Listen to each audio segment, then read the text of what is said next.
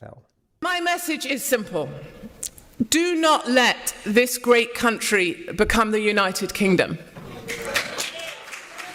Do not allow America to fall as Europe has fallen. Look at us. Let us be a warning. Be better than us.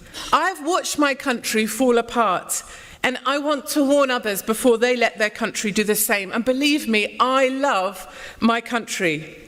I'm not quick to talk it down. I was sponsored through university by the Intelligence Corps. I passed out of the Royal Military Academy, Sandhurst, to serve my country as an army officer.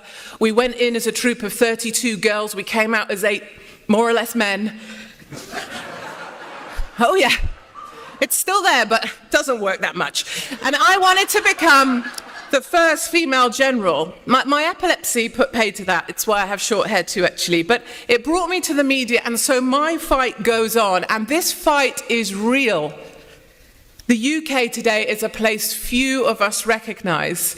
I get letters and emails, really upsetting ones, from 60 and 70-year-olds struggling to make sense of the country they love. Like my mum and dad, they ask me, has the world gone mad? How is this all going to end up? Where does this stop? Some of them email me to say that they're glad they're old because they will be gone soon.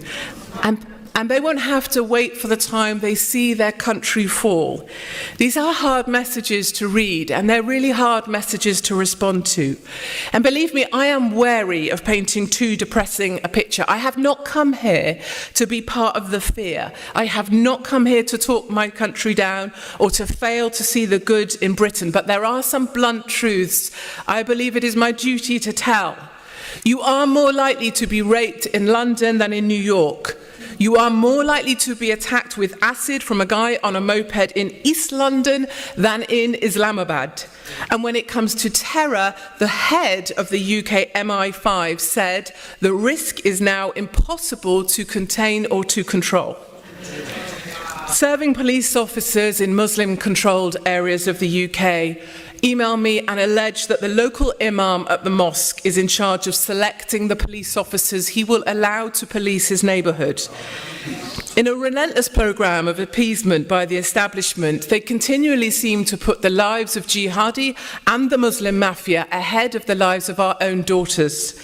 And in the latest recruitment round for the police, white British males were excluded from the day's coaching in how to pass the recruitment day. If you were white and male, you could not go.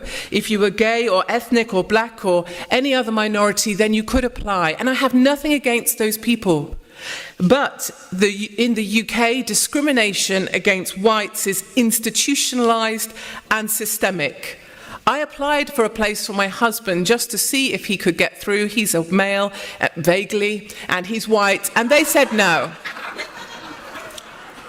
But without a minority card to play or a race card, you have no grounds for redress anymore in our country. The UK is now formed of two distinct territories. There is Londonistan and there is the rest of the UK. London and the rest of the UK. If you took Britain and spun it on its side, it is very much a baby America. London is Clinton. London is California, the bad bits, and all the good bits I see are here today. London is Bill de Blasio's New York, and he's an utter cockwomble if ever I met one. I wrote all this, in a column on Mail Online. I write for dailymail.com, and I went on Tucker Carlson. He did his best confused face. And I'm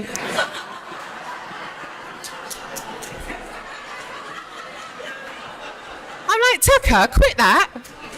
Tucker, you're my mate. You do not have to put on a confused face just because we're on telly. And for the crime of this column, which was a précis of what I just said, I was reported to the British Metropolitan Police for hate crime and inciting violence against Muslims. We can reject the narrative. 2, we can commit to arm ourselves, not just with the help of the NRA. Sadly, in the UK, we don't have that luxury of the Second Amendment. Our police on our streets are armed with the equivalents of a Clorox spray and a Band-Aid. Some even have a letter from their mum excusing them from games. But we can arm ourselves with information. Information that we find closest to the source, not information fed through the liberal filters of Google. or the Californian Fruit Loops at Facebook. We must look for our own truths. I spent 48 hours in the migrant camp at Calais in France. It's called the Jungle, quite appropriate, it seems to me, where African migrants masquerading as children and asylum seekers fought their way through tear gas and steel fencing to break into the trucks crossing over from France to Dover to sneak into the UK. My photographer was lynched, his camera was stolen, his wallet taken, he was beaten up, and he went home because he was badly beaten, actually. I had my arm dislocated. They came for us with steel bars. We were put in the back of a van and taken out of the camp to safety. I went back in the next day. I was told to cover up by the charity workers there, the do-gooders, the Democrats, those types, you know. They told me to cover up my shoulders because it was offensive to the Muslim men. So I stripped off. They didn't like my tiny tits much better either. I met a lady with a little boy, and I was trying to find this quieter story, you know, real women, real problems. And her little boy, it was the first child I'd seen in camp, and she invited me into her little caravan thing. And it turned out her little boy was in fact a little girl, except she dressed him as a boy so that at night the migrant men wouldn't come and try and steal him from her. And I learned a big lesson as well. I was naive. Migrants don't come for a new life and leave their old life behind. They bring them with them. All the old conflicts from back home. The Eritreans hate the Somalis, who hate the Afghanis, who don't speak to the Libyans, and they're still fighting. They come, they do not start a new life, they bring the conflicts from back home. And then finally, the third arm of this thing is that we have to have the moral courage to fight. We have to somehow find the strength to withstand the constant attacks that we face. And Trump is the Jedi Master at this game. I love him. We know what it's like to be ostracized by friends who don't like our opinions. People can be unkind, the media can be merciless, but we all need to find the moral courage to stand strong. You know, I have battles of my own, of course. I have Mrs. who see in my head as a prize. I've got the pocket-sized Muslim mayor of Londonistan, who's about as useful as a chocolate teapot. There is a ruder version which involves a penis-flavoured lollipop, but I thought that wasn't correct for today. I have a Muslim mayor that I cannot stand. He spent £1.7 million on an online hate police force to police my Twitter feed. I've been arrested for my writing. I was interviewed under caution by the Major Crime and Homicide Command for a column in a newspaper, and I was referred to the Crown Prosecution Service for my commentary on life because a complaint was made by the Society for Black Lawyers. I look forward to meeting the Society for White Lawyers one day. And my family are reported to social services on a fairly regular basis. People hope that they can take my children from me, and that will silence me. The last time social services rang and said they'd had a complaint, I said, but my children are at home, and my husband just made them a prawn salad, because prawns are quite posh in my family. And the guy was like, that doesn't really help. No, it doesn't. And vexatious litigation, of course, is never far from my door.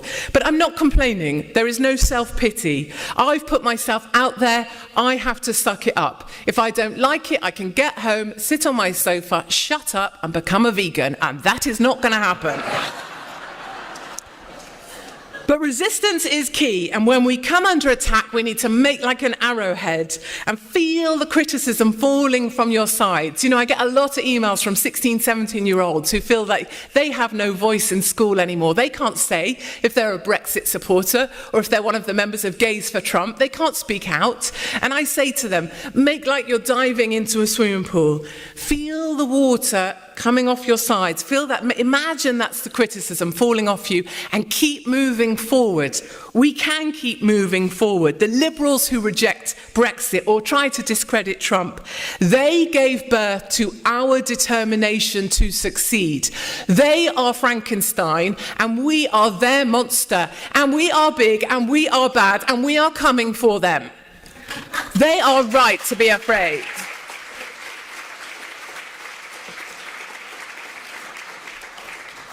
We can do this. Yes, we can. If only I was black, that would work so much better.